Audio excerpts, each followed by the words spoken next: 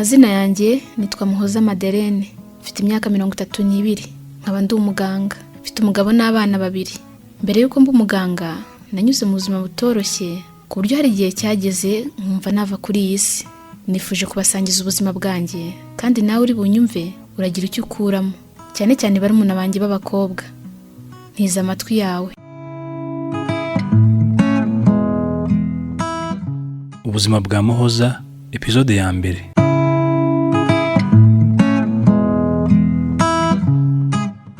Iwacu ku ivuko ni mu karere ka Karongi, mu cyahoze ari Kibuye. Nakuriye mu buzima nk'ubw'abana bose batuye mu cyaro. Ababyeyi banjye bari abahinzi borozi, ubona ko ntacyo tubaye. Igihe cyarageze ntangira ishuri ku myaka 7, ariko amashuri abanza yose sinigeze ndenza umwanya wa 2.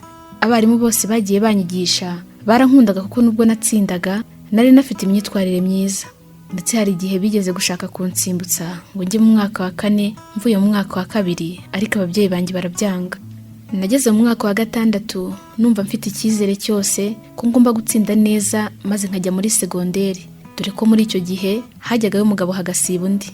Ndibuka abantu twari duturanye bajyaga babwira abana babo ko bagomba gutsinda nkanjye kugira ngo bazavemo abantu bakomeye.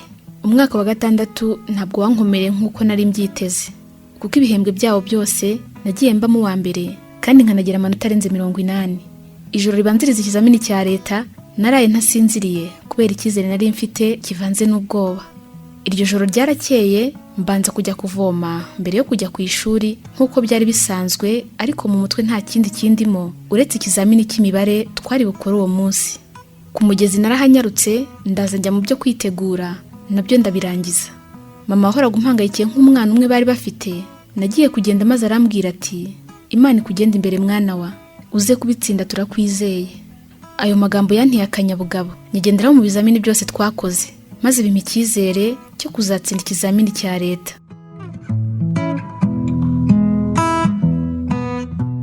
Burya mugani w'umunyarwanda wavuze ko amaherezo y'inzira ari mu nzu. Amanota yacu yarashyize arasohoka, maze nsanga nabaye wa mbere ku kigo cyacu. Sinzibagirwa uburyo byanshimishije cyane, nubwo nari niteze ko ndi butsinde kubera ukuntu numvaga narakoze. Aho tugomba kwigaho twaje kuhamenya, nsanga banyoreje kuri groupe scolaire Notre Dame du Bon Conseil, kikaba ari ikigo cyo mu karere ka Gicumbi mu cyahoze ari Byumba. Twaje kubaza amakuru tumenya ko ari ikigo cy'abakobwa gusa. Kuba nari ngiye kujya mva aho navukiye nkajya kwiga Ibyumba nabyo biri mu byanshimishije. Kuva icyo gihe ababyeyi banjye bahise bajya mu ihurizo ryo kwibaza aho bazajya bakura ibikoresho nzajya nifashisha ku ishuri, amafaranga y'ishuri ndetse n'ibindi umunyeshuri wiga ba mu kigo yakenera. Ababyeyi banjye bakoze uko bashoboye banshakira ibikoresho by'ishuri ndetse n'amafaranga y'ishuri nubwo byabasize heruheru. Ku wa 5 nibwo isoko ry'iwacu ryaremaga. Kuva aho twabaga kugera ku isoko byari nk'isaha imwe wagiye n'amaguru. Njye na mama twagiye ku isoko kugura ibikoresho byo kujyana ku ishuri. Inzira yose twagiye duhura n'abantu twari tuziranye. Mama akababwira ko ngiye kujya mu mashuri makuru. Kubera ko ikigo nari ngiye kwigaho cyamugoye kukivuga mu Gifaransa, buri gihe ninjye wakivugaga. Hari aho twageze ndamubaza nti, Mama, kuki uri kubwira abantu bose ko ngiye muri segonderi? Yansubije ko ari ishema kuri bo ko umukobwa wagiye kwiga mu mashuri makuru, ndetse ko atandukanye n'abandi babyeyi barumbije.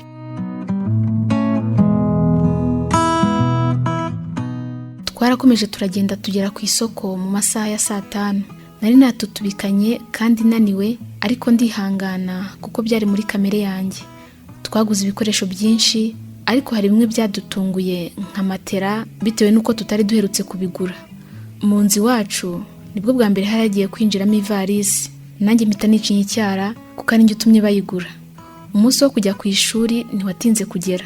Narabyutse nkora imirimo yo mu rugo nk'uko byari bisanzwe, ariko agatima kari ku rugendo rurerure nari ngiye gukora, ndetse n'inshuti nshya z'imihanda yose nari ngiye kugira. Amasaha yaricumye nditegura, nshyira ibintu byose ku murongo, byaba amavuta, isabune, imyenda ndetse n'ibindi bikoresho nari kujya nkenera ndi ku ishuri. Narangije kurya, mama arampamagara arambaza niba narangije kwitegura. Mpita mubwira ko narangije. Yahise afatiraho ambwira ko imyaka ndi kuganamo ari imyaka igoye, ko ngomba kwitwararika cyane ko nari ndi hafi kujya mu kwezi k'umugore. Mama yambwiye ko ngomba kuzabwira abayobozi b'ikigo mu gihe bizaba bihindutse. Data nawe yadusanze aho twari turi mu cyumba, maze batangira kungira inama, mpita mbona ko bya bintu bitoroshye. Data yaragize ati, mwana wanjye uzige neza uzana amanota meza maze uduheshe ishema nk'ababyeyi bawe, dore nawe urabibona ko twiriye tukimara. Mama nawe yambwiye ko ngomba kwiga nshyizeho umwete ati, kuva kera waratsindaga kandi wigiraga ku gishirira, ubwo ugiye ku matara rero uzabahige bose, uzige neza nawe udukize. Nanjye nabasezeranyije ko nzakora uko nshoboye.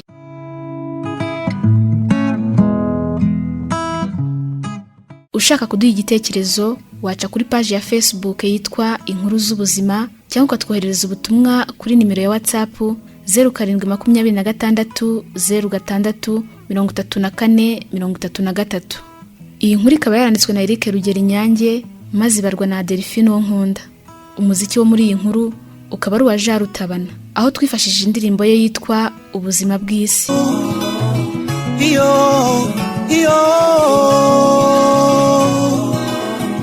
Ubuzima bw'isi nawe butariza, uyu munsi uba umeze neza ejo ibintu bikazambayo. Ubuzima bw'isi nawe butariza, uyu munsi uba umeze neza ejo ibintu bikazambayo.